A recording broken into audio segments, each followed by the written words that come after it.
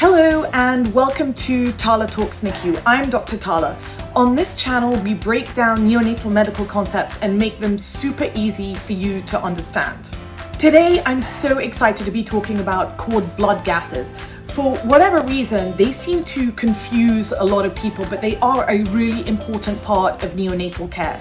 But if you watch this video, then by the end, you will figure out why cord blood gases are so important, what they actually mean, and what do we do with the results. At the end, we'll go over an example so that the information kind of really sinks in. So make sure you watch till the end just so that you can fully understand all of this.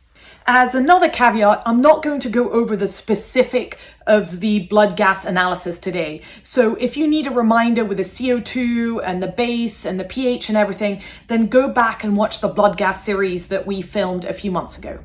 Let's start with the anatomy and the physiology of the umbilical cord. It's always really important to start with the basics so that we can build from there.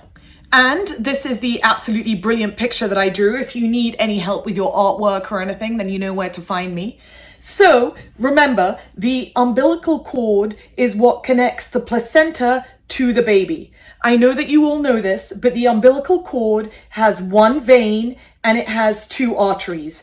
Here, I've drawn the vein in green, the umbilical vein, and the arteries in orange. I was just trying to keep away from the blue and the red, and I'm going to explain why in a second. So the cord is kind of like the life support for the fetus. It provides all the oxygen and the nutrients to the baby, and it gets rid of all the waste and the carbon dioxide that the baby is producing. So, in utero, the placenta is responsible for providing the oxygen and the nutrients to the baby. So it goes from the placenta down the vein, so the oxygenated blood and all the nutrients are taken via the umbilical vein, which then takes a shortcut through the ductus venosus, dumps into the IVC, and then ends up in the heart. So the umbilical vein has relatively oxygenated blood that's coming from the placenta. So what about the umbilical arteries? So first of all, like we said, there's two umbilical arteries. Remember, the cord is made up of AVA or AVA. You can remember it like that. So the arteries are responsible for taking the blood away from the baby's heart and pumping it towards the placenta. So after the body has used all the oxygen that has been given to the baby by the umbilical vein and all the carbon dioxide is kind of built up, the heart pumps that blood down the aorta into the umbilical artery back to the placenta. Because remember, in utero, the placenta kind of does the job of the baby's lungs.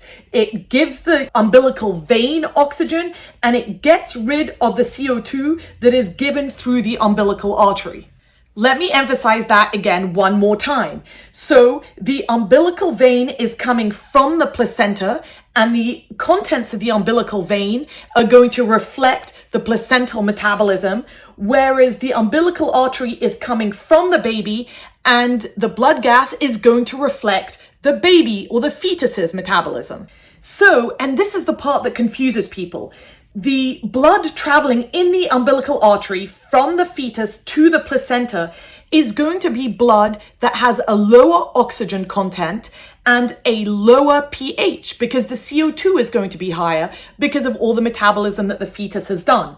So the blood in the artery is more acidotic than the blood in the vein because remember, the blood in the umbilical vein is coming directly from the placenta. It's relatively oxygenated blood and it's trying to send everything to the baby that the baby needs. So this is one of the few examples, there are others, in physiology where there is more acidosis in the artery than the vein expected. Right, number two, now that you all understand that, let's go through normal blood gases. So, like we keep saying, and I'm going to keep emphasizing this, because we have more CO2 carried back from the fetus to the placenta through the umbilical artery, we would expect the arterial blood gases to be slightly more acidotic than the venous ones. And that is true. So in normal blood gases, so these are blood gases that were obtained from healthy newborn full-term infants, The arterial pHs are all consistently lower than the venous pHs. The average cord arterial pH is 7.24 to 7.27, and the average cord venous pH is 7.32 to 7.34, so higher the venous pH. Generally, these numbers are kind of on the lower side of normal if the baby has been through a vaginal delivery versus a C-section. The amount of carbon dioxide, so the PaCO2, and the oxygen, so the PaO2, in the umbilical samples don't really add a lot more information, but I'm going to kind of go over the numbers just because they can be helpful in some ways. The CO2 in a venous sample is about 40, and in an arterial sample, it's about 50. Again, because the fetus has used the oxygen and produced CO2 and is now sending it back to the placenta. If the mother is just breathing room air, then the amount of PaO2, the amount of oxygen dissolved in the gas in the venous sample, so coming from the placenta, is between 30 to 40 millimeters of mercury. And in the arterial sample, so the fetus has already used that oxygen going back to the placenta, is between 20 to 30 millimeters of mercury. So a nice little mnemonic to remember all of this is 20, 30, 40, 50. So 20 is the amount of oxygen in the umbilical artery. So again, blood coming back from the fetus. So low amount of oxygen, 20. 30 is the amount of oxygen in the vein. So blood coming from the placenta to the fetus. 40 is the amount of CO2 coming from the placenta to the fetus, so kind of a normal amount. And 50 is the amount of CO2 coming back from the fetus towards the placenta. So the baby has used the oxygen and produced the CO2. So that's why it's kind of at either end of the table. Having said that, we don't really use the oxygen or the carbon dioxide quantities that are in the blood gases. They haven't been shown in any way to predict further developmental outcomes. So generally, when I'm looking at the cord gases, I'm pretty much just looking at the pH and then looking at the base. One small caveat to this is that it can be kind of a little trick to figure out if there's something wrong with the gases. It was shown that even if a mother is put on supplemental oxygen, then the maximum PaO2 that could be found in the umbilical artery, so the arterial sample, so coming back from the fetus, was 38 millimeters of mercury. So if you get an arterial blood gas sample with a PaO2 of above 38, then it's one of two things going on. Either it's the wrong sample, so it's actually probably venous, and I'll come back to that in a second, or there was a gas bubble or something caught in it, and so it's erroneously elevated. So what about the base deficit? So remember that the lower the base deficit, the more acidity there is, because really the base deficit is measuring how much base or how much alkali needs to be added to make it neutral. So the more negative it is, the more acidotic that it is. So a -16 is more acidotic than a -9. I know you know this. In a term newborn with uncomplicated delivery, the normal values are a cord venous base between -2.4 to -4.5 milliequivalents per liter, and the cord arterial base is between -2.7 to -5.6 milliequivalents per liter. So you see, again, that the arterial is slightly more acidotic. Not a lot more, maybe 1 or 2 milliequivalents per liter more. 3, let's go over abnormal values. But first, let's discuss why do we even care about abnormal values? Because if we do get really bad cord gases, then at that point, we can assume that the baby probably took a hypoxic or ischemic insult, which basically kind of means the same thing. Hypoxia means that they lacked oxygen, and ischemic means they lacked blood, which basically essentially means that the baby also lacked oxygen. And if you watched all the HIE videos, then you'll also understand that when a baby lacks oxygen, then it starts anaerobically metabolizing and produces more acid. And so the amount of acidity in the baby goes up. So the pH goes down and the base deficit goes down. And so before we decide to cool a baby, then we look at the cord gases as one of the criteria to kind of give us clues about whether this baby would benefit from undergoing hypothermic therapy. Before we used to cool babies, so before kind of the mid 2000s, 2008, we'd get bad cord gases and be like, well, that's not good. And maybe we wouldn't feed the baby for a few hours, but we didn't really have a treatment. We didn't have anything solid to do if we can show that the baby really did lack oxygen for a certain period of time. Now, if we do have a really bad cord gas, then we should at least be doing a very good neurological exam on the baby, and maybe, depending on how bad it is, actually getting a gas on the baby just to confirm that that was kind of one moment in time and the baby quickly got over it. And remember, the numbers that we use to kind of decide whether we are a candidate for cooling or not is a pH of less than 7, so for example a 6.92, and a base deficit of less than -16, so for example a -19 or a -20. If a baby does have a cord gas less than 7 and has other abnormal neurologic findings, then that is concerning for future development. And about 80% of infants with a cord gas of less than 6.7 will show signs of neonatal encephalopathy. But, and I really want to emphasize this point, if the low pH is an isolated finding, so relatively it's a pretty healthy newborn baby, the baby's acting completely normally, the fetal heart rate was kind of okay, the ABGARs are okay, and the pH is really an isolated finding, then that does not have any adverse neurodevelopmental outcomes. And a large study was done on these babies, being followed all the way through to about 6 years of age. Number 4, let's talk about the procedure itself.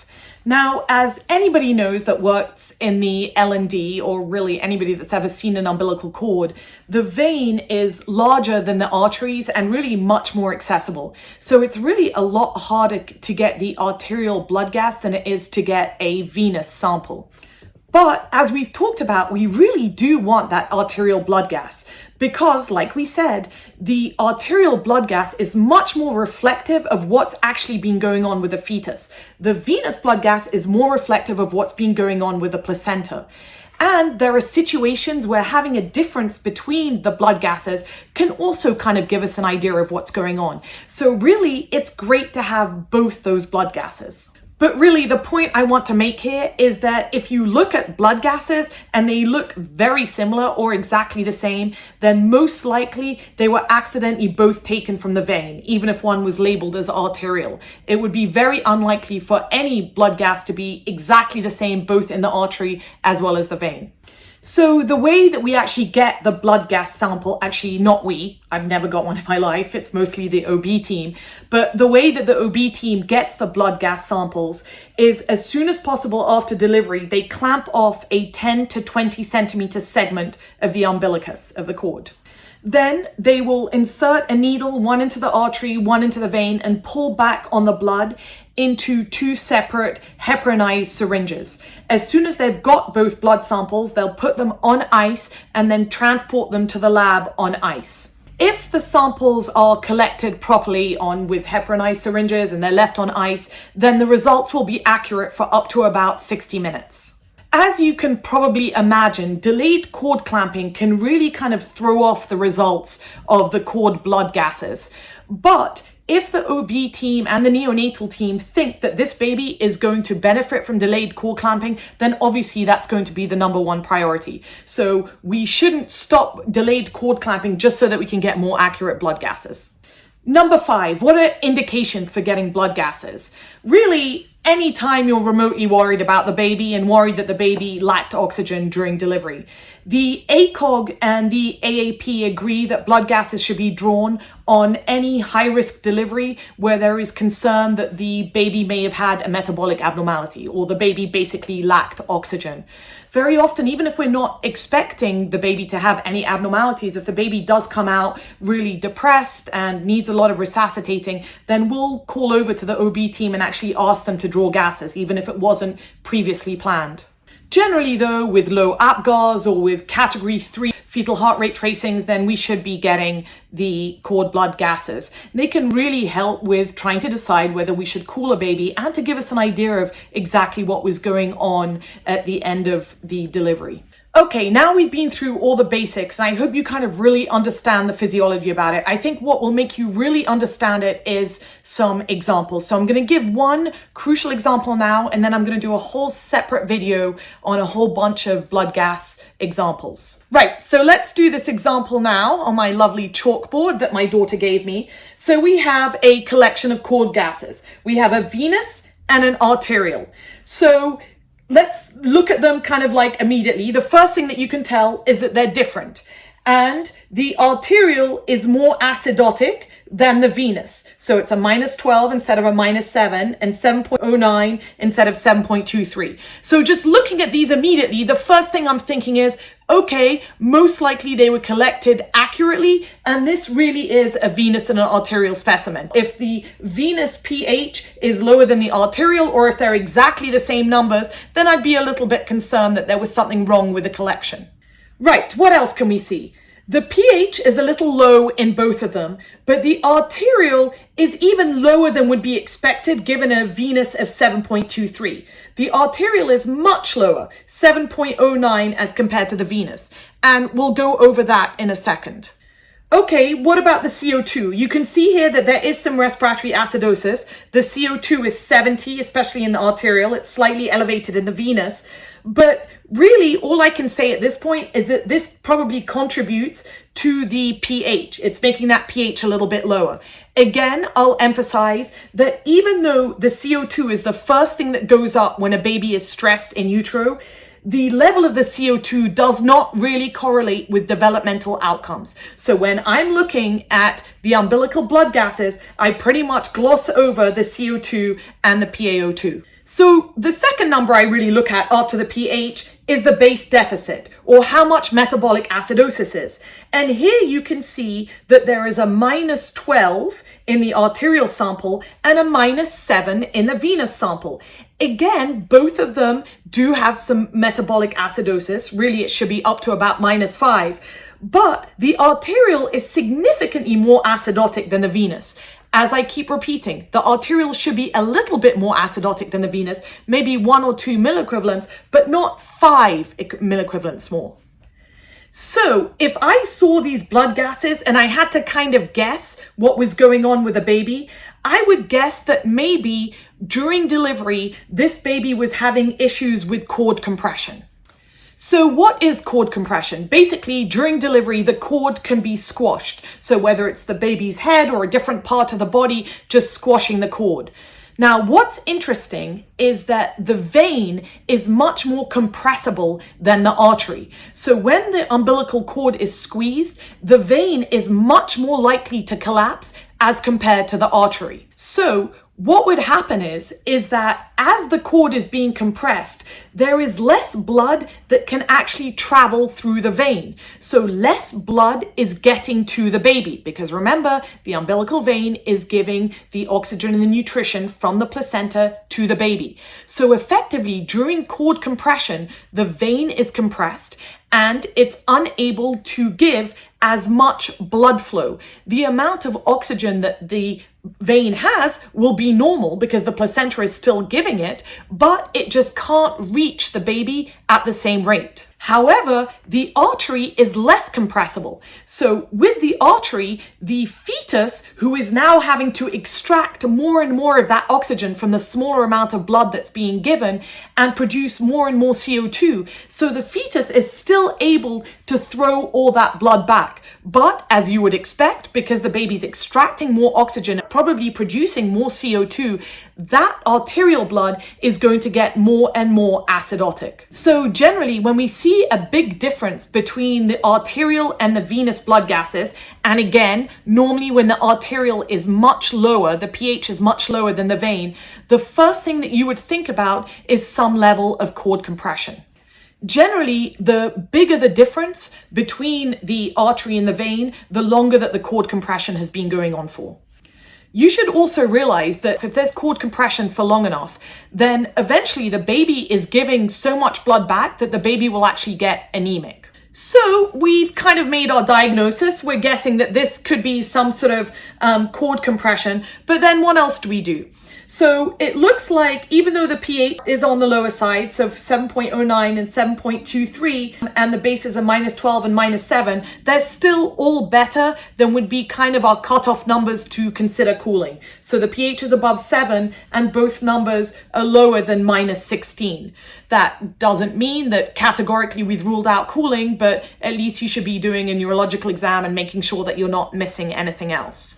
So we don't really have to do anything with these numbers, but it has given us some useful information. First of all, that the baby isn't necessarily a candidate for cooling based on just these numbers alone. And two, we have kind of a better idea of what was happening in the delivery room. Okay, and that is kind of like the whole introduction to cord blood gases. We are, like I said, going to run another video on just examples of blood gases. So go watch that after this. I really hope that that will make you understand what's going on. Let's get rid of the confusion once and for all with these blood gases. Again, if you enjoyed this video, then please like it and subscribe to our channel if you're interested in neonatal content. Apart from that, we really want to thank you for being here. Thank you so much.